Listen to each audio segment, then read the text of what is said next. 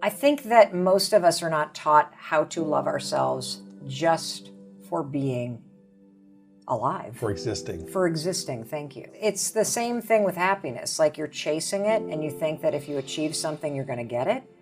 And you also, or at least I, felt the most loved when I was little, when I was achieving something.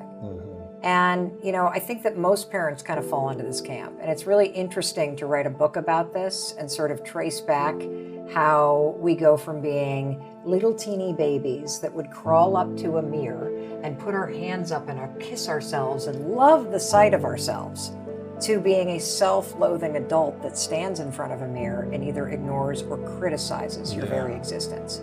And I believe that a lot of this has to do with the fact that so much of what you learn as a kid is, if you do what I tell you to do, then I'll like you, then I'll love you. And so much of your existence becomes complying, fitting in, not making people angry. You learn how to sort of go in and out of spaces, belong to groups, make sure people like you, and you stop focusing on how you were born, which is looking in a mirror and liking yourself. Most people go through life not loving themselves. Right. I thought I did, but the truth is I was not actually demonstrating it. I mean, I was doing it by eating the right stuff and, taking care of my body and being very loving and nurturing to my kids and going to therapy. But in terms of that intimate moment with myself and how I viewed myself, I still saw what was wrong. I still saw a person who needed fixing, a person who had screwed up. And what I see now is somebody that I love. I had this random morning where there's a lot going on in my life, and I woke up, got out of bed, I made my bed like I always do, I walked into the bathroom, I'm standing there brushing my teeth, and I catch my reflection in the mirror. And my first thought is, God, you look like hell. I start then cataloging all of the things that are wrong with my appearance. And then as soon as you have a negative thought or a self-criticism, it's sort of like lint in a dryer. Once you start collecting it, it just keeps on collecting it. So now I'm thinking not about how horrible I look or how tired I look. Now I start thinking about all the stuff I need to do. And I could feel my energy going down. Like I just felt the weight of the world on my shoulders. Here I am, a motivational speaker. Unmotivated. Unmotivated. I don't know what came over me. But as cheesy as it sounds, I just raised my hand and gave the tired, haggard woman in the mirror a high five. And it didn't change my life, like right then and there, but something shifted. Like I felt a little lighter. And so I keep doing it. A couple weeks go by. I snap a photo of myself, and within an hour, I posted on my story on Instagram. Within an hour, at least 100 people tagged me. All over the world. People high-fiving the mirror with their kids, people on a submarine high-fiving it in the military, people MMA, like just, and I thought, okay, wait a minute. Maybe I'm not the only one that needs a little boost in the morning. Maybe I'm not the only one who feels alone. Maybe I'm not the only one that is missing a sense of encouragement and control and confidence in an overwhelming moment in my life. Maybe there's something here. So when you give a high five or you receive one, what is a high five? Just the gesture alone. What does this communicate if we do this to each other? We high five. Nice job, good work, you're doing amazing. Yeah, keep it up. Yeah, I believe in you, I love you, let's go. If you blow a shot, you gotta get back in the game. A high five's like shake it off, you can win. Yes. And so all of that lifetime of high-fiving other people and the messaging associated with it is programmed right here in your subconscious brain. There's a field of study called neurobics, physical movement plus new neurological activity. When you marry an unexpected physical movement with new neurological activity, it's the fastest way to forge new neural pathways in your brain. You're not used to high-fiving your own reflection. So it's an unexpected physical movement that then activates all of the positive programming in your subconscious. What happens is all of the messaging with this, the high five, I believe in you, I love you, I celebrate you, you got this, keep going, come on. It actually fuses with your freaking reflection. Wow. It's impossible to criticize yourself. Yeah. Your brain won't allow it because it's not wired that way when you're making that motion. Recent studies show from the University of Florida that if you take just a minute and you set an intention about how the day is going to go, about who you're going to be, how you're going to show up, what's the one thing that kind of matters to you to really make a difference, to make progress on. If you just kind of set that intention, who am I going to be today? How am I going to show up today? Even if it's a hard day, how are you going to show up? And then you raise your hand and you seal it. Research shows just setting the intention alone changes your mood, it boosts your productivity, it increases your ability to make an impact on other people.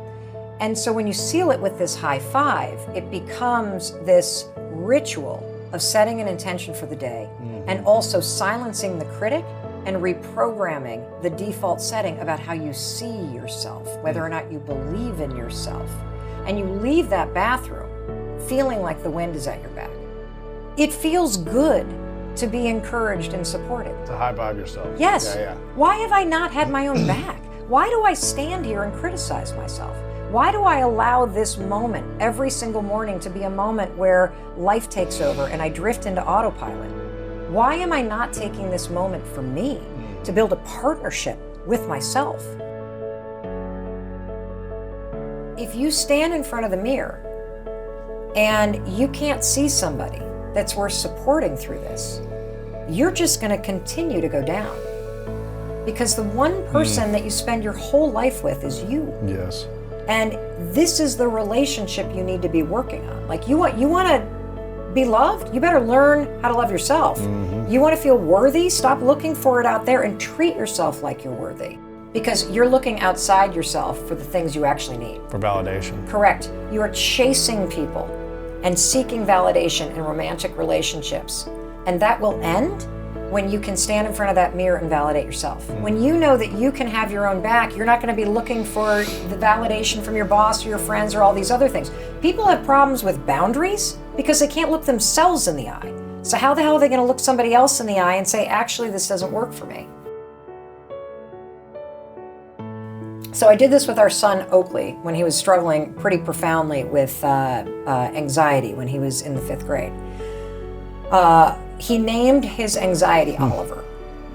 And whenever the negative worries and stuff would come up, you could literally hear him go, Oliver, shut up. What's happening when you name it and picture the person is that you're able to detach yourself from that voice in your mind that's talking. Because that voice is typically a caregiver that either talked to you that way or talked to themselves that way, or some bully or some trauma experience or some nasty coach that beat this into your head.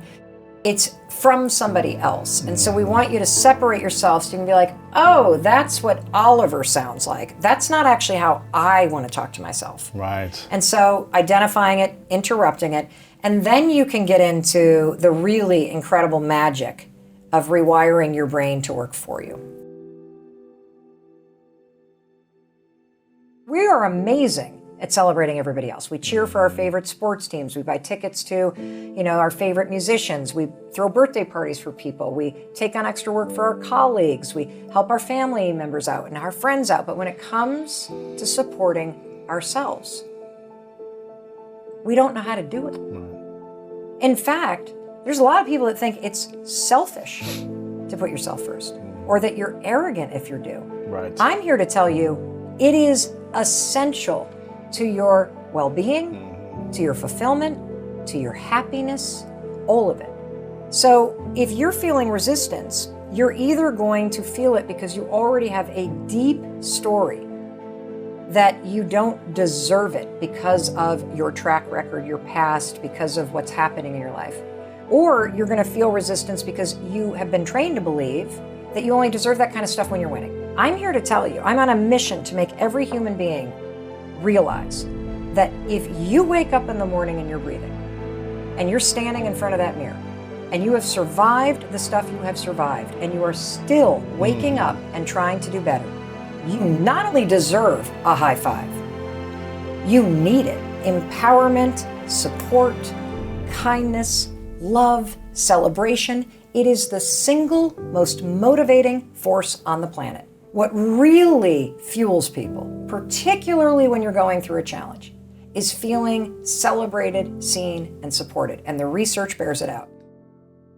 What they found is that in the study, at least in the years that they looked at, you could take a look at the teams that made it to the championships in the NBA, go all the way back to the preseason, and those were the teams that had the most number of fist bumps and back pats and high fives. Yep. Wow. And the same was true about the teams that were the lowest in the league at the end of the season.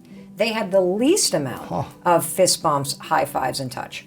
Why? Why would a simple high five with no verbal praise be more empowering and motivating and inspiring and develop more resilience and confidence and motivation inside somebody? And the reason why is this. A high five affirms your deepest fundamental needs. It's not just a gesture. When you high five somebody, particularly somebody who has either blown the free throw shot or is working on something difficult or going through a really hard time, when you high five them, you're saying, I see you. When you high five them during a challenge, you actually are acknowledging, I know this is hard. So the person feels heard. And because it's one-to-one, and you have to be really intentional. Like if you and I go to high five, like we have to focus on it. That was a good one. That was good. If you miss it, what do? You gotta do it again. Correct. So there's an intentionality behind it, and that makes you feel like you're being affirmed as a unique individual. Interesting. And so all of those things are in that one gesture. I personally think most mantras are also complete garbage. And the reason why I say that is because you don't freaking believe them. Right. So if you think you're worthless, you're never going to be able to stand in front of a mirror and change your life by going, I'm worthy. Because your brain's like, who? No, you're not. No, you're not. We've been talking about this for your life. You're not worthy. You need to come up with something that's like, okay. You know, like if you're really like bad and you think you're a horrible person, like don't make your mantra, I'm amazing. Make your mantra like, I'm doing the best I can. You struggle with health and weight and stuff. It's probably going to be hard for you to stand in front of a mirror and be like, I love my body, because you've been rejecting it. So instead, look at yourself in the mirror and use a meaningful mantra. I deserve to feel healthy. Right. And I'm going to treat myself in a way that proves it. Yeah. Act like the person you want to become. Right. So imagine it's your last day on earth many years away from now, and you've accomplished all your dreams. But for whatever reason, you've got to take all of your work with you. So people don't have your books, this podcast is gone, your videos, your content, it's all gone. But you get to leave behind 3 lessons to the world, 3 things you know to be true from all of your experiences in life, and this is all we have. What would you say are those 3 lessons or 3 truths? This moment is preparing me for something amazing that hasn't happened yet. That saying, it anchors me down in hope, optimism, and faith, no matter what's happening. It is like a mental high five. And it has always borne out that there's always a skill or an experience or a life lesson or a person that I have gained in every horrible thing that's ever happened to me or because of me that has prepared me for something amazing that's coming. You can 5, 4, 3, 2, 1 and interrupt any thought you don't want to think. And that will give you immediate control over what you think next. The most important relationship you have in life is the one you have with yourself. So treat yourself like the most important person in your life.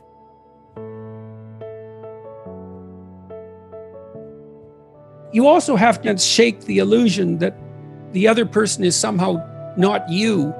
You're so tied up with them that there's no difference between you and them in some sense, is that what's good for her is going to be good for you and vice versa. You have to want the best for the other person and you and for the relationship.